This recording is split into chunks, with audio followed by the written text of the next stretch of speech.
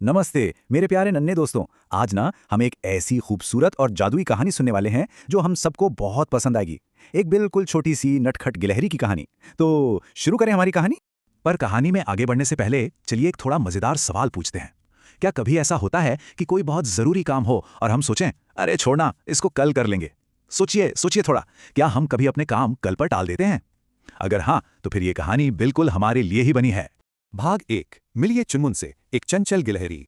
यहाँ देखिए, बाकी सारी गिलहरियां क्या कर रही हैं?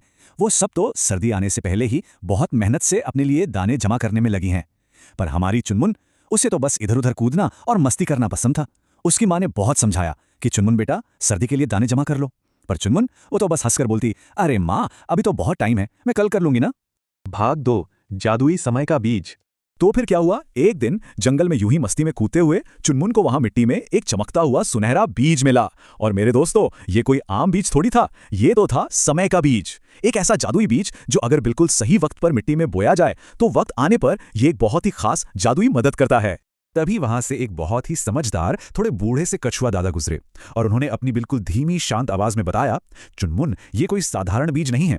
अगर तुम इसे बिल्कुल सही समय पर बोगे ना तो तुम्हें जादुई मदद मिलेगी। पर हमारे लापरवाह चुनमुन, उसने तो बस यही सोचा कि अरे वाह, ये तो बड़ा अच्छा है, इसको बाद में बो दूंगी, अभी तो मैं खेलने चलती हूँ। भाग 3। सर्दी लाई एक सीख।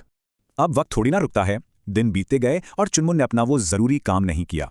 अच्छा, अब हम सब जरा अपनी आंखें बंद करेंगे। बंद कीजिए और सोचिए सोचिए कि जंगल के उस आसमान में एकदम काले और बहुत ठंडे बादल छा रहे हैं।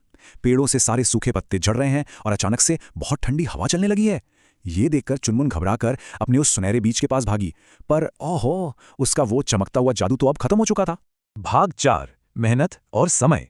ये देखकर चुनमुन को उदासी तो बहुत हुई, पर पता है, उसने हिम्मत बिल्कुल नहीं हारी। उसने सोचा, चलो अब जो भी थोड़ा समय बचा है उसका ही एकदम सही इस्तेमाल करना होगा मुझे। और वो तुरंत अपने काम में जुट गई।